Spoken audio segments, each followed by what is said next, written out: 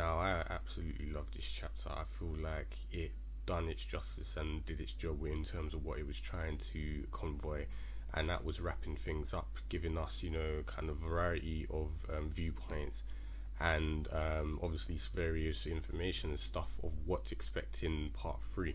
Because this chapter signifies the end of Kaiser's viewing party, and it will most likely from here on start wrapping up part two in the next few chapters. How many chapters that's going to be, that's up for debate, but it definitely feels like New Waves is coming to an end.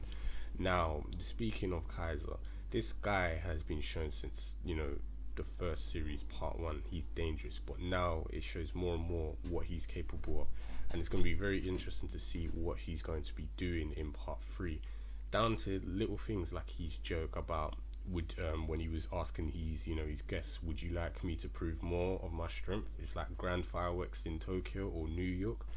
It shows how powerful he is. His influence is worldwide, and he's so calm about it.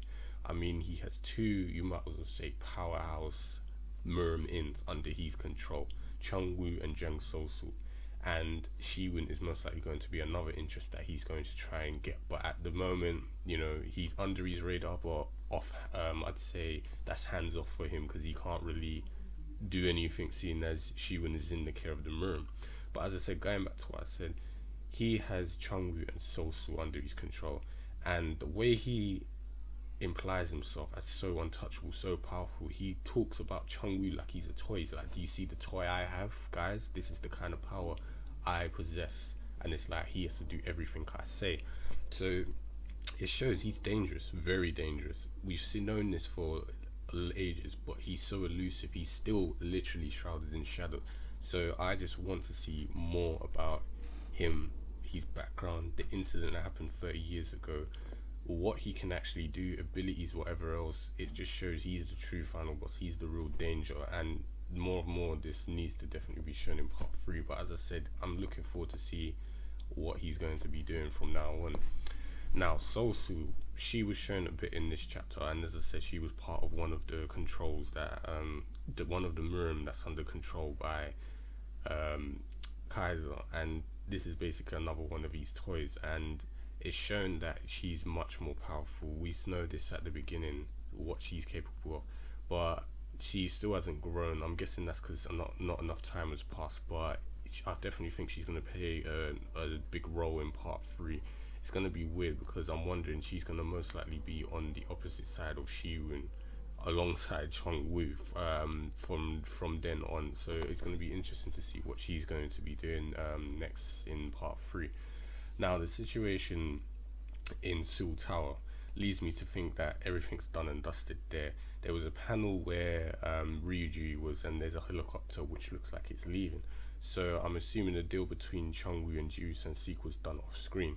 And if that's the case, it's probably better this way, as if it was to linger on anymore, I don't think I would like it. We've had chapters like this where things have lingered and the pacing dropped tremendously. But if this was done off panel, I think it's a really good way to do it, because the exchange between, Chun-Woo and Joo-San would have been done with, and you can either leave it to users' imagination. And if that's the case, then that's fine. We can expect that the deal was done. If not, then maybe there'll be a chapter to show a flashback of the deal going through, and then maybe a bit of conversation between Chun-Woo and Joo-San, which would be interesting, and maybe some sort of monologuing of Chun-Woo thinking about Shi-Woon. But also, I think this is probably the first time Shi-Woon hasn't gotten up, recovered himself after getting nearly beaten to death or subdued.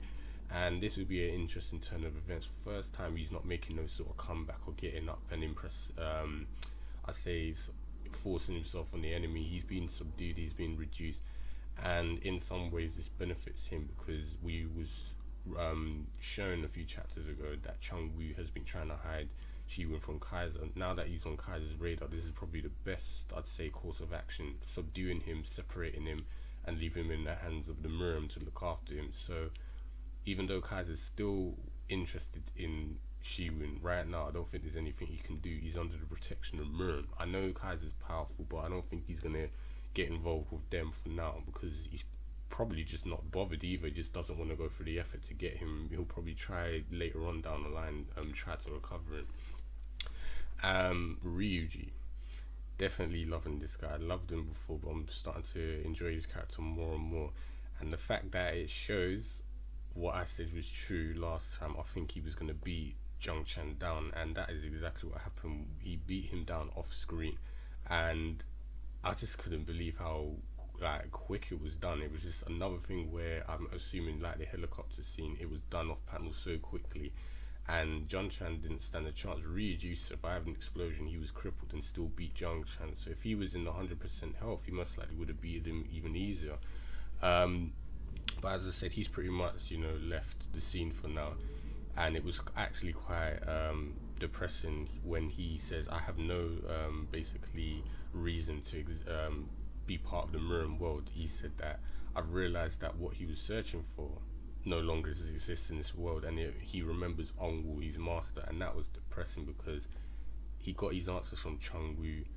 Obviously, the answer he had was not pleasing, and now he's pretty much done with the Murren. You can tell he's just not interested.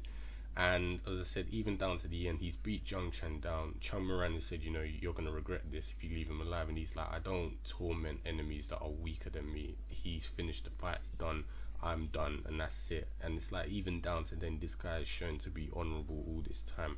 And it's a shame that his story is so depressing, but I'm hoping this isn't the end for him. I feel like he's potentially could meet up with Shi-Woon again, and most likely be some sort of not another master to him, most likely a new master for Shi-Woon to learn from. As Shi-Woon has not fully studied the Black Heaven and Earth school training properly. Ryuji has, and he'd be great basically to teach Shi-Woon everything he knows, to redo his you might as well say refine his techniques, improve his experience, everything. That he would be the best teacher to learn from.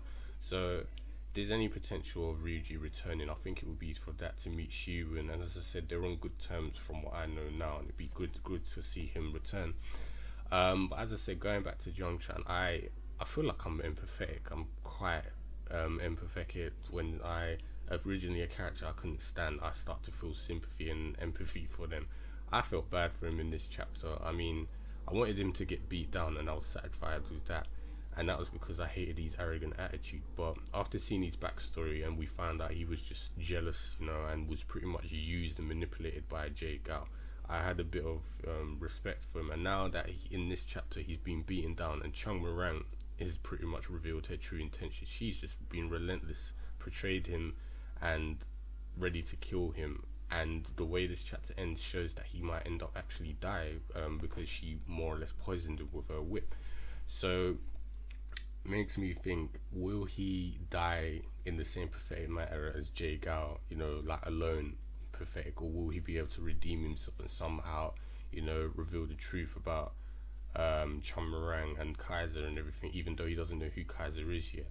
And he most likely can tell, his nephew, So-Chun what's going on, and most likely help his clan out, like in some sort of honourable, redeeming manner, which would be good. But as I said, I feel sorry for him. It's kind of sad that he had to be killed. I just wanted him to get beat down and learn his lesson. But the fact that Chunmyungrang, is revealing the truth about her thousand face, and that she is more sadistic than we believe, shows you that he is literally a puppet. He knows it now, and it's been stated before. He is just being used, and he's been tossed aside like the expendable asset. So it shows that he's probably most likely done. Chunmyungrang is most likely going to take more of a role in part 3, and as the fact that she more or less works directly for Kaiser, even laughing at Jae-Gal as in he's nothing, even stating that Chun-Woo is a pawn of Kaiser, shows where her allegiance and true loyalty lies. So yeah, I'm expecting a lot from her in part 3, and it's interesting to see her character just go proper sadistic in this chapter. So yeah, as I said, enjoyable chapter. I can't wait to see what's going to come in following chapters and more wrapping up. I'm definitely looking forward to I'd say the end of part 2 and the beginning of part 3. So that's more or less what I have to say in a nutshell. Very enjoyable chapter, very informative, and I'd like to know what you guys think. So if you've got any opinions, predictions, leave them in the comment box below, and I'll speak to you guys next week. Take care.